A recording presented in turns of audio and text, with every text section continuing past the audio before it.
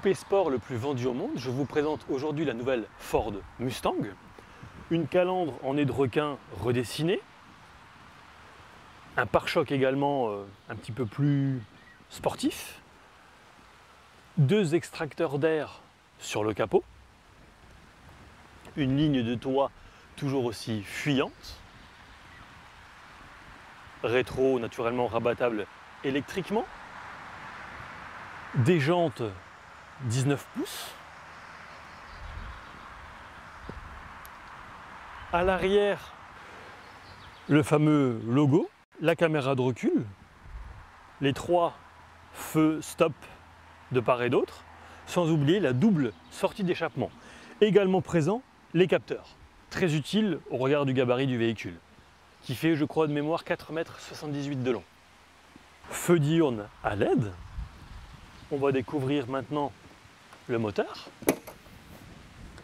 qui est ici une version assez soft. C'est le 2,3 litres qui développe 290 chevaux. Consommation mixte, je suis à peu près à 10 litres au 100 km, ce qui est somme toute assez raisonnable vu le poids de la bête. Il existe aussi le 5 litres V8 de 450 chevaux. Sellerie Recaro d'excellente facture. Seuil de porte estampillé Mustang. Un volant assez large, pour autant il offre une très bonne prise en main avec de multiples commandes. Les palettes au volant aussi, utile parce que, et j'en viens tout de suite à la boîte automatique à 10 rapports qui propose aussi un mode sport. C'est l'une des nouveautés.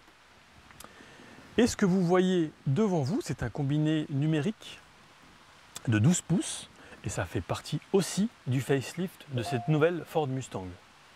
On est ici sur un écran tactile de 8 pouces qui intègre la technologie Sync 3 de Ford, mais aussi les systèmes Apple CarPlay et Android Auto.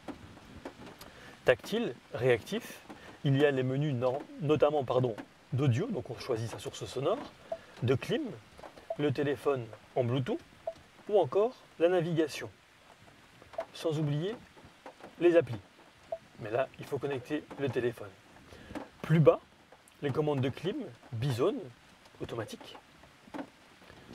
On poursuit avec ici différents modes de conduite qui s'affichent devant vous. Donc il y a des modes normal, My Mode, vous allez pouvoir choisir la réactivité de la suspension et de la direction. Le mode Sport Plus, circuit, piste dragster que je vous propose de découvrir et on vient au mode dans un instant.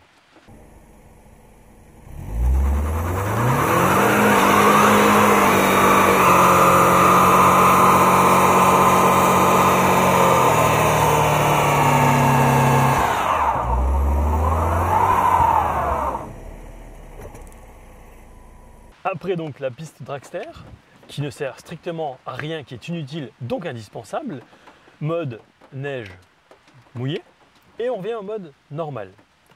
En mode normal, on peut choisir la réponse ou la dureté du volant sur 3 niveaux, confort, normal ou sport.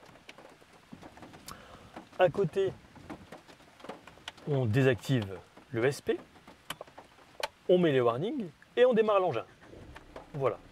Qui plus est, le moteur ne fait pratiquement aucun bruit en mode normal, c'est très silencieux. Poursuivons en dessous de ces commandes brièvement avec un port USB, il y en a un second sous la coudoir centrale, et Shaker. Shaker, c'est un système audio, Shaker Pro, qui reprend 12 haut-parleurs au sein de l'habitacle, ainsi qu'un caisson de basse dans le coffre. Autant vous dire que l'expérience sonore est plutôt sympa. À l'arrière, des personnes de petite, voire de moyenne taille pourront prendre place sur des longs trajets.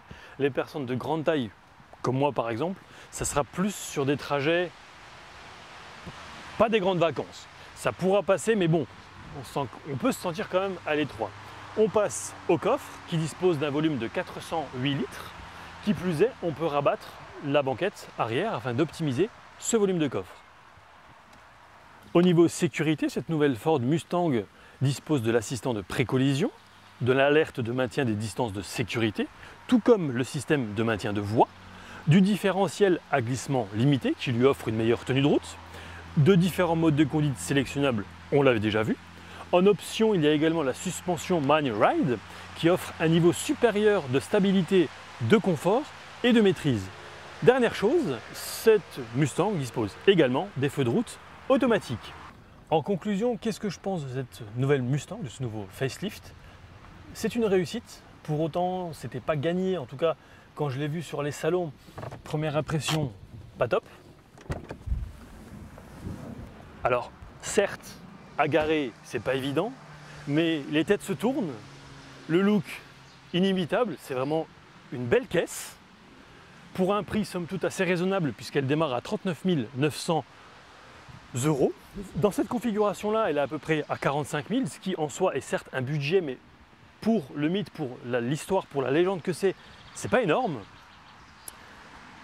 Donc en gros, j'ai pris énormément de plaisir et j'ai pu aussi faire partager cela à certaines personnes qui se reconnaîtront. Je tiens à remercier pour cet essai Romain de Riv 54 pour la vidéo, Xavier d'Absolute Speed Mag pour les photos, sans oublier Yo et Arnaud de Ford Belux pour le prix du véhicule. Quant à nous, on se retrouve très vite pour un prochain essai. À bientôt!